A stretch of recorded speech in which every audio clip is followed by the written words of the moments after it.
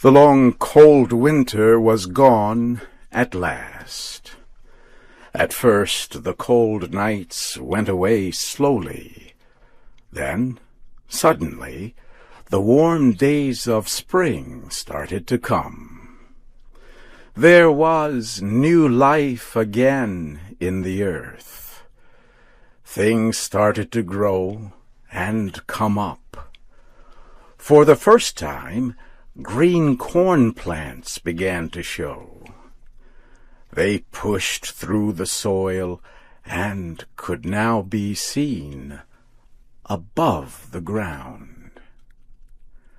After the long winter months, the crows, the big black birds, were hungry, and when they saw the little green plants, they flew down to eat them.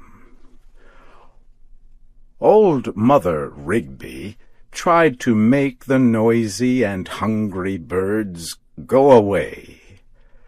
They made her very angry. She did not want the blackbirds to eat her corn, but the birds would not go away. So, early one morning, just as the sun started to rise, Mother Rigby jumped out of bed. She had a plan to stop those blackbirds from eating her corn. Mother Rigby could do anything. She was a witch, a woman with strange powers. She could make water run uphill, or change a beautiful woman into a white horse. Many nights, when the moon was full and bright, she could be seen flying over the tops of the houses in the village, sitting on a long wooden stick. It was a broomstick, and it helped her to do all sorts of strange tricks.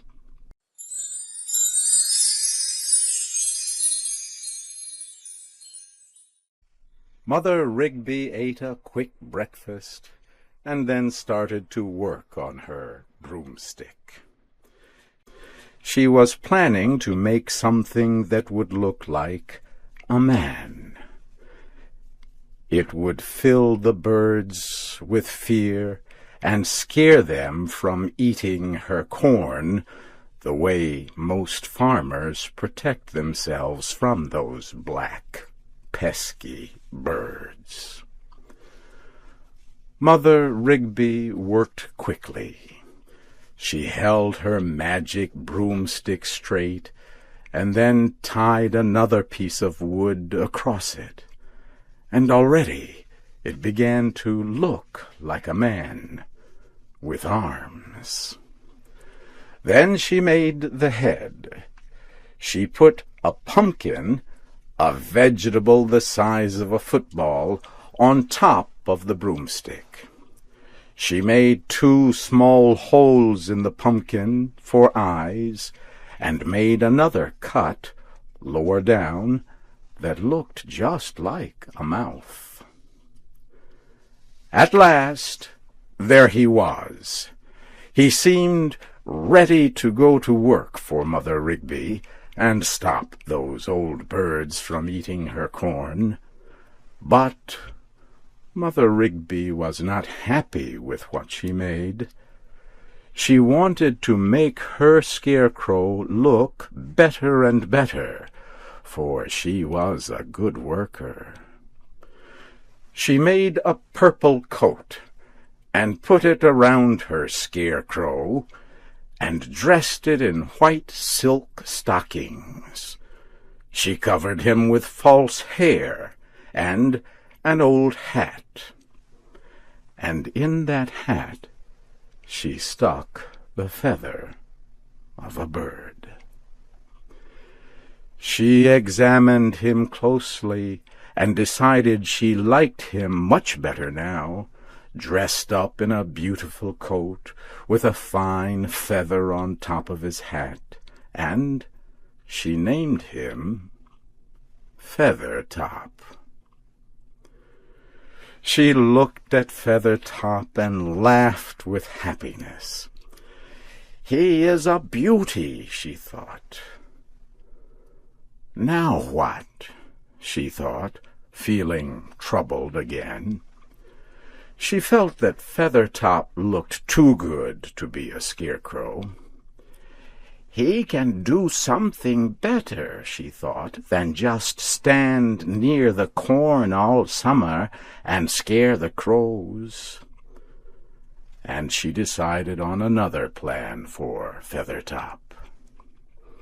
She took the pipe of tobacco she was smoking and put it into the mouth of Feathertop. "Puff, darling, puff," she said to Feathertop. "Puff away, my fine fellow. It is your life." Smoke started to rise from Feathertop's mouth.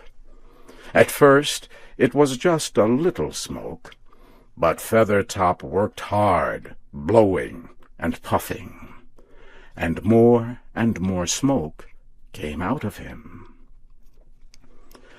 "Puff away, my pet," Mother Rigby said with happiness. "Puff away, my pretty one. Puff for your life, I tell you." Mother Rigby then ordered Feathertop to walk. "Go forward," she said. "You have a world before you." Feathertop put one hand out in front of him, trying to find something for support. At the same time, he pushed one foot forward with great difficulty.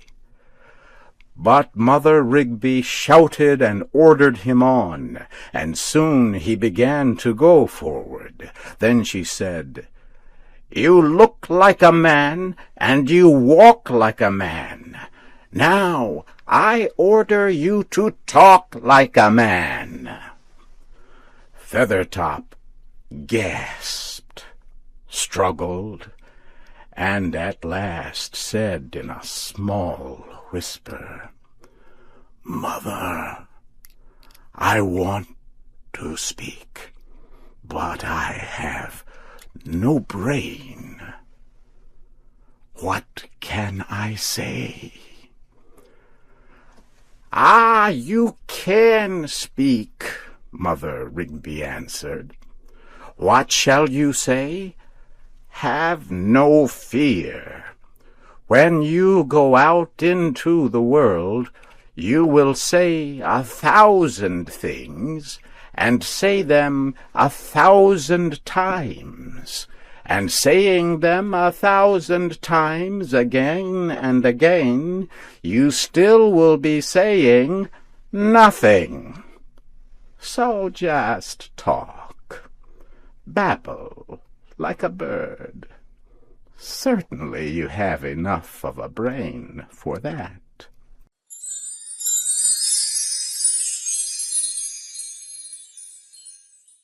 "Now you are as good as any of them, and can hold your head high with importance." But she told Feathertop that he must never lose his pipe, and must never let it stop smoking. She warned him that if his pipe ever stopped smoking, he would fall down and become just a bundle of sticks again. "Have no fear, Mother," Feathertop said in a big voice, and blew a big cloud of smoke out of his mouth. "On your way," Mother Rigby said, pushing Feathertop out the door. "The world is yours, and if anybody asks you for your name, just say Feathertop. For you have a feather in your hat, and a handful of feathers in your empty head." Feathertop found the streets in town, and many people started to look at him. They looked at his beautiful purple coat, and his white silk stockings, and at the pipe he carried in his left hand, which he put back into his mouth every 5 steps he walked. They thought that he was a visitor of great importance. "What a fine, noble face," one man said. "He surely is somebody," said another. "A great leader of men." He saw a very pretty girl standing in front of a small red brick house. A little boy was standing next to her. The pretty girl smiled at Feathertop, and love entered her heart. It made her whole face bright with sunlight.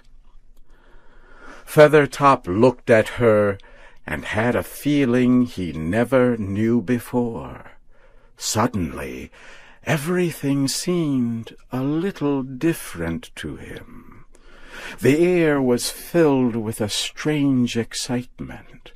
The sunlight glowed along the road, and people seemed to dance as they moved through the streets. Feathertop could not stop himself, and walked toward the pretty, smiling young girl. As he got closer, the little boy at her side pointed his finger at Feathertop and said, "Look, Polly, the man has no face. It is a pumpkin." Feathertop moved no closer, but turned around and hurried through the streets of the town toward his home. When Mother Rigby opened the door, she saw Feathertop shaking with emotion. He was puffing on his pipe with great difficulty, and making sounds like the clatter of sticks or the rattling of bones. "What's wrong?" Mother Rigby asked. "I am nothing, Mother. I am not a man. I am just a puff of smoke. I want to be something more than just a puff of smoke." And Feathertop took his pipe, and with all his strength smashed it against the floor. He fell down and became a bundle of sticks as his pumpkin face rolled toward the wall. "Poor Feathertop," Mother Rigby said, looking at the heap on the floor. "He was too good to be a scarecrow, and he was too good to be a man. But he will be happier, standing near the corn all summer, and protecting it from the birds. So I will make him a scarecrow again."